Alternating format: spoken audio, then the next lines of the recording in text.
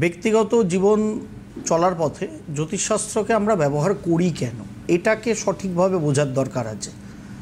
জ্যোতিষশাস্ত্রকে আমরা যারা মান্যতা দিই, যারা বিশ্বাস করি জ্যোতিষশাস্ত্রকে, সেই শাস্ত্রবিধিকে আমার ব্যক্তিগত জীবনচর্চার সাপেক্ষে সঠিকভাবে ব্যবহার করে যেটা আমরা করতে পারি সেটা হচ্ছে আমাদের জীবনের চলার পথটাকে অনেকটা মসৃণ বানাতে পারি। বানাতে যখনই আমার চলার পথ আমি মসৃণ বানাবো, তা বানাবে কে? অটোমেটিক্যালি আমি, মানে আমি, আপনি সবাই ব্যক্তিগত জীবন স্তরেই সেটা বানাবো।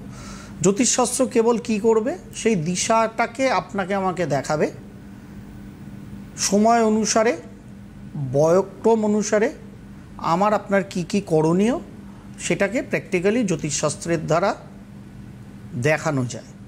জ্যোতিষশাস্ত্রের বিভিন্ন আঙ্গিকেই সেটা করা যায়। আমরা মূলত জন্মছকগত বিচার বিশ্লেষণ, আমাদের জন্ম তারিখ, জন্ম সময় এবং জন্মস্থান নিয়ে যেটা গণনা করি, সেই জন্মছকগত বিচার বিশ্লেষণ এবং আমরা যে ইংরাজি তারিখটিতে জন্মেছি সেই সংখ্যাতত্ত্বের বিচার বিশ্লেষণ।